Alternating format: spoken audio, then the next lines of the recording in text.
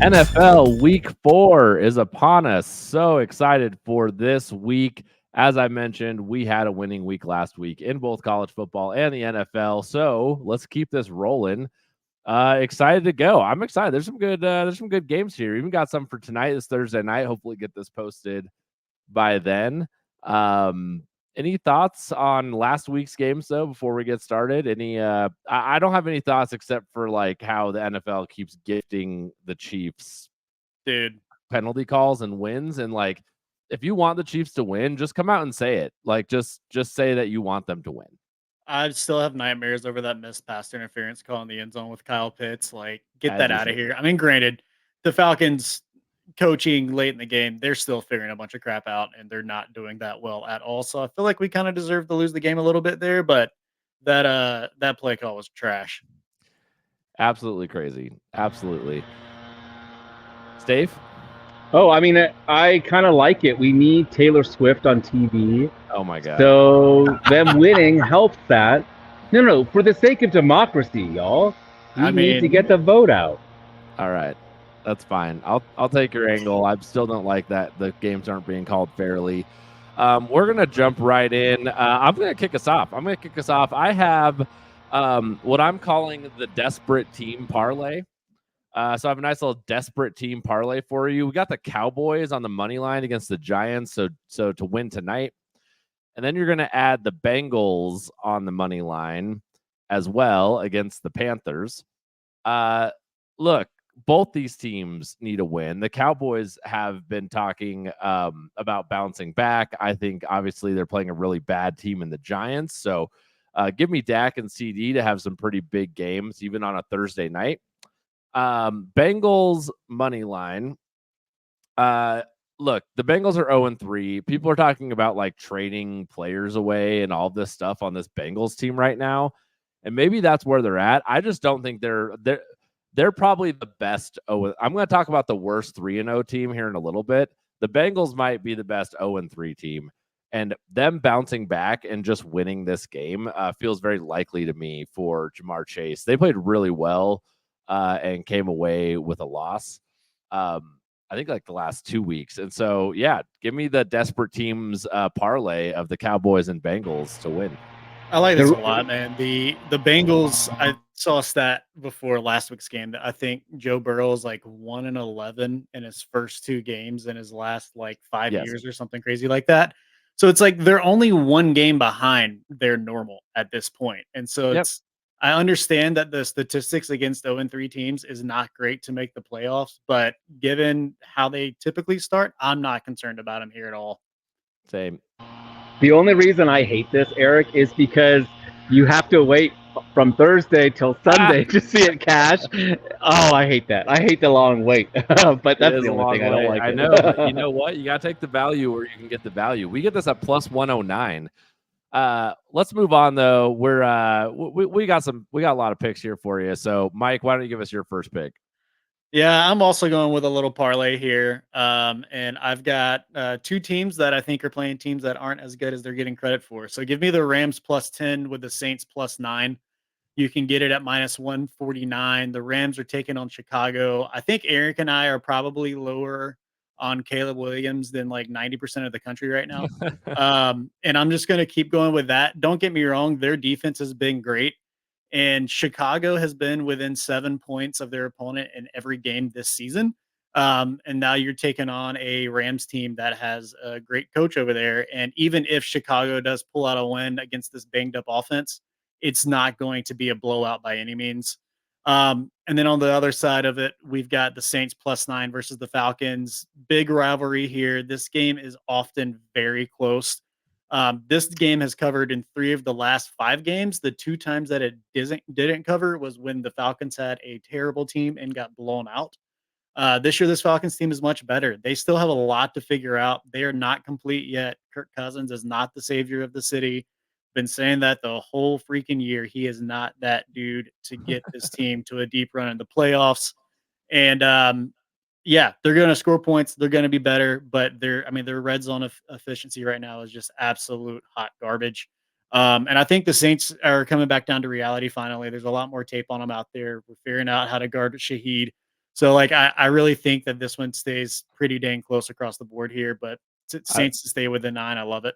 I love that both of you have hate for your own teams in these picks today. But Stefan, why don't you talk about while we're on that Saints and Falcons game? Why don't you give us your pick for it?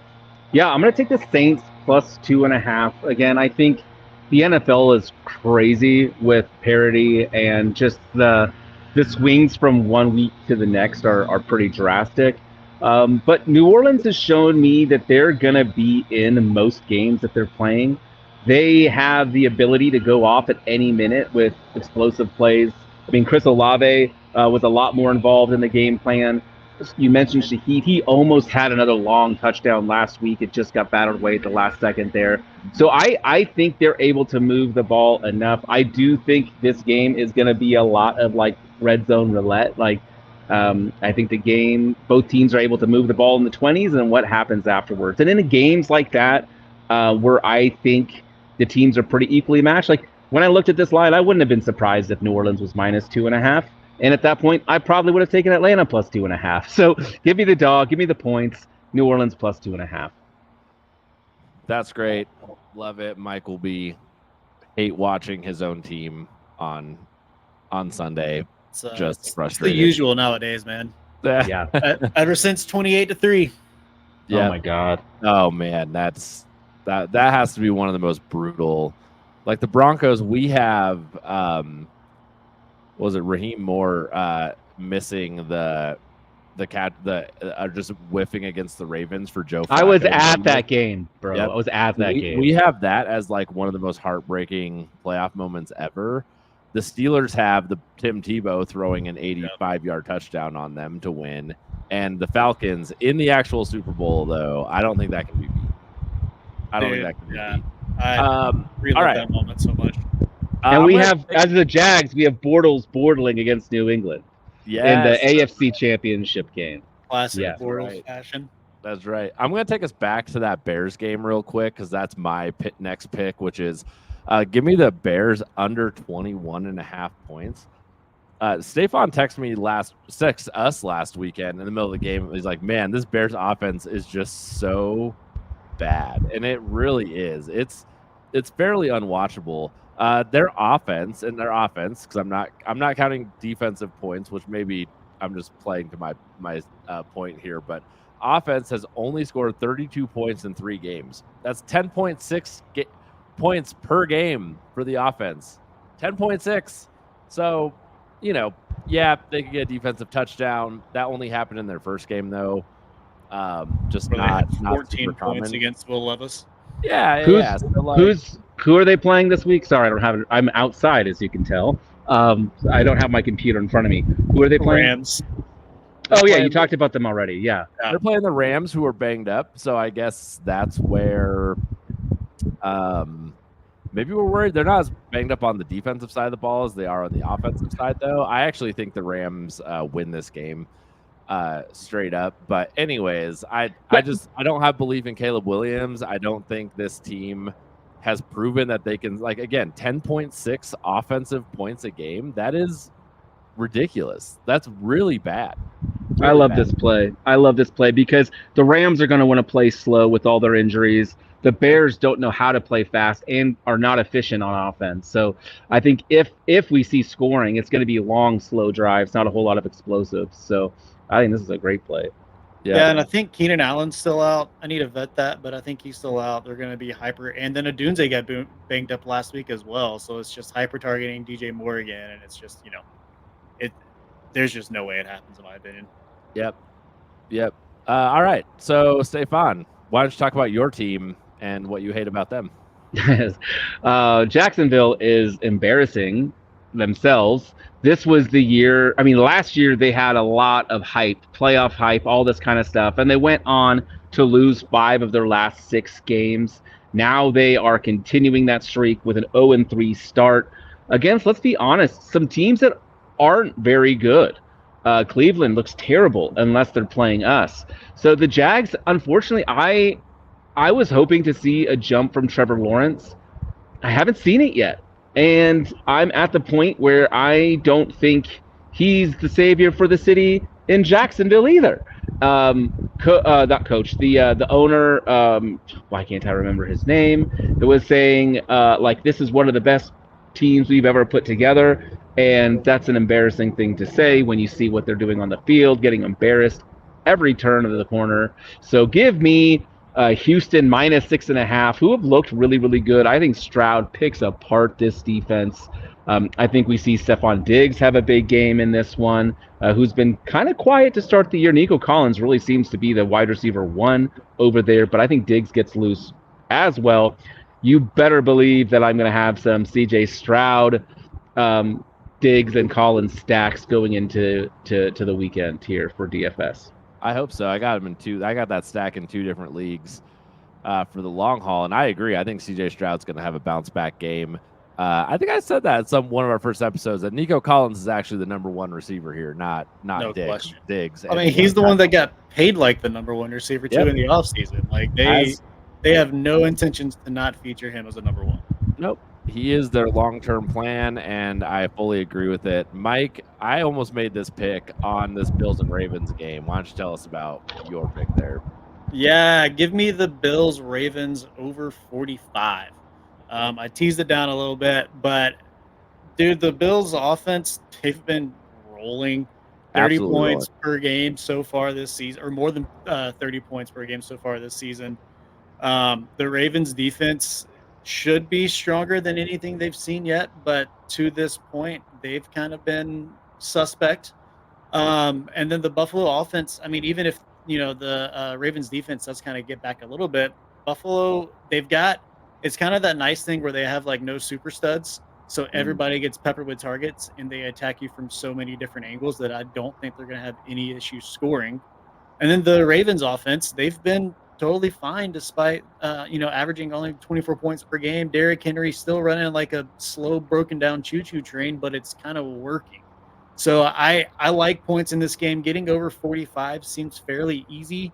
Of the 6 total games played this season between the two teams, the number has gone over 45 every game, except the week that the Buffalo blew out Miami when Tua got injured. So it's like, okay, that makes sense. So I don't see any issues getting over 45 here. Yep, I agree. With the way the Bills offense has been playing and the way that the Ravens are going to need to have a big offensive game to beat them, I love this. I love this total as well. It could go well over this, actually, which would be nice. We need a good old shootout in the NFL this week. Let me give you the last pick. Go for it. I was going to ask why offenses don't like scoring touchdowns in the NFL. Like, why do they so frequently get conservative and tight in the red zone? It drives me crazy. But this is a betting show, not a NFL philosophical show. What pisses you off more, that or the back shoulder and the end? Oh my God, yeah. No, I hit the fade route too. We need to keep our fade route failure rate tracker going this year because it's a pretty high one. When we're just texting each other, we had a fade route tracker going last year, and I think at one point it was like 1 in 10 on. It was 1 in 16 at one point. I think it's like, yeah, let's keep doing that play. Let's keep doing the fade. That's perfect. All right, my last pick: Seahawks at Lions on a Monday night. Give me the Lions minus 3.5 all day. Some bettors love the 3.5 number. I tend to like chicken out and go with the 2.5, but the idea is that Vegas really wants you to go with the Seahawks here, right? With the plus 3.5. When in reality, the Lions should be a heavy favorite in this game. Look, the Seahawks are the worst 3-0 team out of everybody who's 3-0. The Seahawks are the worst one. Does that mean they're a bad team? No, but they are the worst 3-0 team. So they have beat the Denver Broncos, bad team, Miami with only half a Tua, and they beat the New England Patriots. So I don't think they're that great of a team. The Lions, I think, are going to have a big game Monday night in Detroit.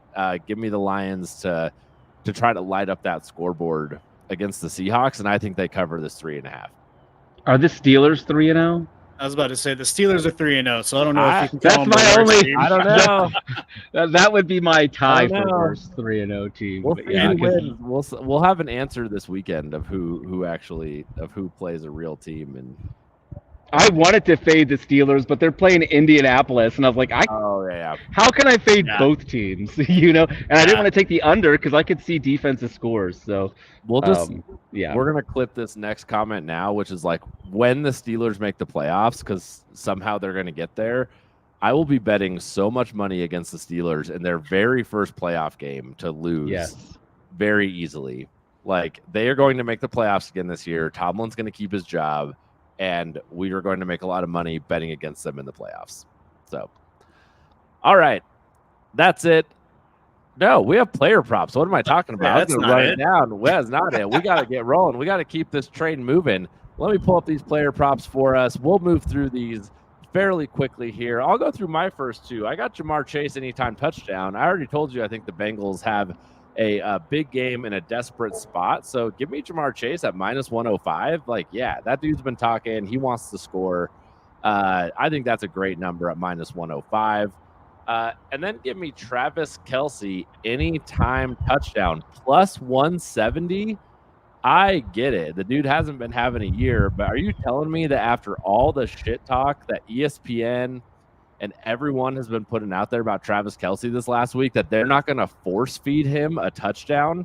And if Taylor Swift's going to be at that game, I'm going to put like 5 units on this bet, because this week Travis Kelce and Taylor Swift's PR firm have already talked to the Chiefs about getting this man a touchdown to prove everybody wrong. It's going to be some stupid narrative that we all have to watch. So Travis Kelce +170 anytime touchdown, because they will take the offensive line, pick him up, and carry him into the end zone if they have to get him a touchdown this week.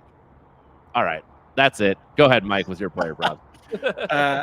I don't hate it. I wouldn't.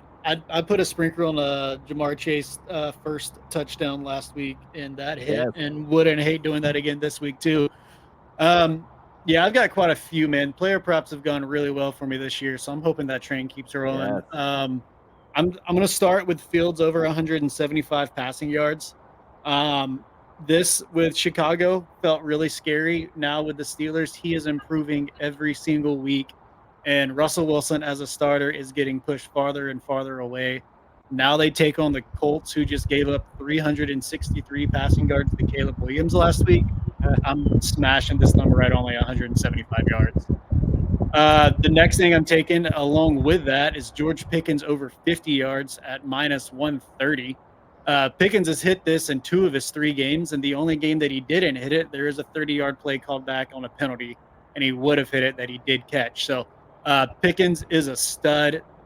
He is proving himself more as a complete number 1 wide receiver finally, and not just as the physical guy. His route tree looks great. He's getting separation. So, and Fields is the only, like Pickens is the only person Fields is throwing the ball to. Like there's no other receivers on that team, and both running backs were banged up this week. So I think Pickens hits over 50 with ease. Burrow over 250 yards. He hit this with ease last week, -140. He's continually getting better week after week after week. And now he takes on Carolina, who just isn't a great defense. Also taking Andy Dalton over 225 at -140. Dalton has started 2 games in the last 2 years, and he's thrown for over 300 yards in both of those. And I think it just keeps going. I think he does come down off of that high a little bit, and we see him closer to that 275, 290 number, but over 225, I like it a lot. And then Garrett Wilson, under 56.5, taking on Pat Surtain and the Broncos. Pat Surtain has held all of his wide receivers under 29 yards this season. Oh, I didn't know that. That's tasty. Yeah, we had this pick last week with Mike Evans, and he held Mike Evans to 17 yards. Garrett Wilson has that connection with the old Rodgers man over there. Hasn't been amazing. He only had 33 yards last week on 9 targets. So I like that to continue. And then, Steph, you and I are both on this one, so I'm going to stop talking for a minute and let you run with it. Yeah, we've got a revenge game, which is always fun in the NFL, as Aaron Jones plays against Green Bay. I think they do just about all they can to let Aaron Jones get a touchdown. The nice thing with running backs, especially a guy like him, He can do it on the ground or through the air, and you still get credit for it. He's either had a touchdown or 100 yards in 2 of his 3 games this year. So I think he does it both this week. I think this game could be extremely competitive. I mean, the line seems to suggest it. I think we see some scoring in this one. So let's go with an Aaron Jones anytime touchdown. I like this a lot. When I was looking into it as well, like Aaron Jones already ranks 11th in the red zone carries this year, anyways. So you throw on top of that the revenge game. They're just going to force feed him once they get down there. And it's plus 135, so that's nice too. Yeah, totally. That's great. Why don't you wrap us up with Nico? We already talked about him. Yeah, man, I'm taking Nico over the yards again this week. You can get it at 77.5. He's gone over this number in all 3 games this year. He got over 100 in 2 games, and we already talked about how bad the Jags are. And so you give me a fantastic receiver that's hit this number 3 games straight against the bad defense. I'm going to jump all over it. So Nico over 77.5. Awesome. That's it. Those are the picks. Let's run it down. If you made this part of the episode, congratulations. We are running this down for you. The very quick summary. Before we do that, follow us on TikTok, Instagram, X, and wherever you get your podcasts. Subscribe, like, all of the positive things. I'm going to kick us off. I have my desperate team parlay with the Cowboys to win plus the Bengals to win. You can get that at plus 109. Give me the Chicago Bears under 21.5 total team points. And then I like the Lions minus 3.5 versus the Seahawks. Mike, what do you got? I've got the Bills at the Ravens going over 45 points on the total. And I've also got Rams at Bears, Rams plus 10, and then Saints plus 9 at the Falcons on a parlay at minus 149. Stefan? We're going to take Houston minus 6.5 at home against Jacksonville. And then we're going to take New Orleans plus 2.5 on the road in Atlanta. All right, let's reverse it up. Stefan, what's your player prop? Aaron Jones, anytime touchdown at plus 135. Nice. I got Jamar Chase, anytime touchdown, minus 105. And give me a Travis Kelce touchdown with a ton of value at plus 170. Mike, take us home. I've got Justin Fields over 175 passing yards at minus 125. Joe Burrow over 250 passing yards at minus 140. Andy Dalton over 225 passing yards at minus 140. Garrett Wilson under 56.5 receiving yards, minus 115. Nico Collins over 77.5 receiving yards, minus 125. And I've also got George Pickens over 50 yards, and that one was also at minus 115. That's it, y'all. We're going to go make some money. I'm excited. We got some great picks. Go check out the college football episode. And, yeah, we'll see if we can sneak some soccer picks out to you this week as well. We will talk to everybody later. Bye.